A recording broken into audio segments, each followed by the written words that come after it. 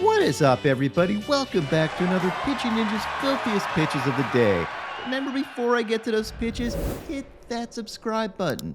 Be a part of the biggest daily baseball show on YouTube. And now, without further ado, here are my filthiest pitches of the day. I'm going to start with Noah Syndergaard, who had these wicked changeups and slider and got a sword.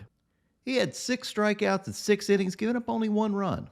Tyler Anderson had this cutter and changeup in 6 scoreless innings with 4 strikeouts. Johnny Brito made his major league debut, and what a debut it was. He had these nasty changeups on his way to 5 scoreless innings with 6 strikeouts, giving up only 2 hits. Mike Clevenger had this slider and fastball and had 8 Ks in 5 scoreless innings, giving up only 3 hits. He was up against Luis Garcia, who had these cutters and 4 strikeouts in 5 innings, but did give up 3 runs. Mackenzie Gore had this beautiful curveball. He had 6 strikeouts in 5 1/3 innings. Tanner Houck had this mean slider and had 5 Ks in 5 innings. Eric Lauer had this painted fastball and this slider and had 6 strikeouts in 5 1/3 innings, giving up 2 runs. He was up against Jamison Tyone, who had these beautiful curveballs. Martin Perez had these painted 2-seamers and had 7 strikeouts in 5 2/3 innings, giving up only 1 run. He also had this great fist pump. Joe Ryan had this filth and 6 strikeouts in 6 innings, giving up only 1 run. Graham Ashcraft had his high-velocity cutter working. Look at this beautiful 96-mile-an-hour cutter at the top of the zone. He throws some of the fastest cutters of any starting pitcher in history, and is someone to keep an eye on this year. He had 6 strikeouts in 7 innings, giving up only 1 run. Seth Lugo had these absolutely ridiculous curveballs, 3,243 RPMs, and this one was 3,414 RPMs. The thing had so much spin, I thought it was going to drill to the center of the earth. And you can see how important that spin is when I overlay it with this 95-mile-an-hour fastball. Those pitches start out in the same plane, that curveball gets the zone, and that fastball ends up way out of the zone, getting the whiff. So next time you complain about a hitter swinging at a pitch way out of the zone, you may want to think about what that hitter thought he was swinging at. The most dominant starter of the day was Jeffrey Springs. Springs had 12 Ks in 6 no-hit innings, giving up only 1 walk. He relied mostly on his nasty changeup. Springs is one of the most underrated pitchers in baseball, and that changeup is one of the more underrated pitches.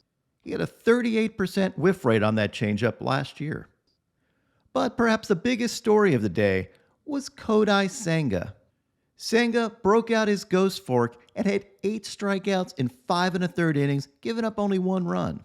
The start of the game was a little rough. Senga said his legs felt like a ghost. Saying definitely a lot of nerves. My legs felt like a ghost. Obviously nervous for his first major league start. But then he put on a show. His fastball hit 99 miles an hour. His sweeper broke up to 17 inches. But his ghost fork was insane. It averaged 1,060 RPMs, which is very low, meaning it'll get a ton of drop, and had as little as 833 RPMs, almost a high-speed knuckleball. In fact, some of his early forkballs in this game registered in StatCast as unknown, a true ghost. And the hitters may have been swinging at a ghost. He had a 64% whiff rate on the ghost fork this game. Look at the movement of these pitches. Here they are in slow motion, and you can see the spin he gets on them too. Gets a little bit of gyro spin on his forkball, which can make the movement somewhat unpredictable. And you can really see the problems this ghost fork brings when you pair it with his fastball in these overlays. It travels the same trajectory as the fastball and then dives to the dirt because of its much lower spin rate and that gyro spin.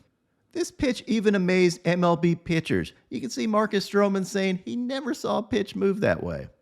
And the fact it got Gurriel, who has a 6.7% swinging strike rate in his career, to not only swing and miss, but to lose his bat, well, that tells you all you need to know about the pitch.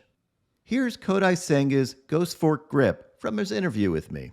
So thumb to the side. You're 小指はこうシューにしてこうに on the side. Now onto my filthiest relievers. Kendall Graveman had this paint. Dennis Santana got Garcia to go down not looking in this pitch clock violation. Pure filth. It should go down as a K lying on its back or a Z for sleeping. Trevor Stephan had this nasty 87-mile-an-hour splitter.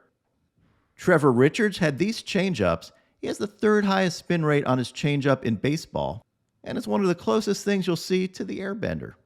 Luis Garcia, the reliever for the Padres, had these nasty sliders. Ron Marinaccio K'd the side with this filth. Josh Hader had this 86-mile-an-hour wipeout slider. Miguel Castro had this frisbee, and look at the swing that Freddie Freeman takes on it. Absolutely disgusting.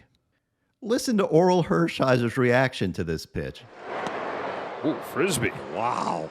But my filthiest pitch from a reliever yesterday was this 100-mile-an-hour fastball from Andres Munoz that ran 21 inches and dropped 25 inches on the way to the plate. Good freaking luck. And now, the Pitching Ninja moment of zen. These evil moms change their kids' walk-up music on April Fool's Day. That's mean and hilarious.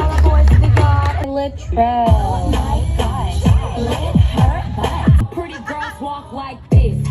But even with nothing on, but girls is players too. Left Rider game. Tucker, the strap buster. You and I feel like a woman.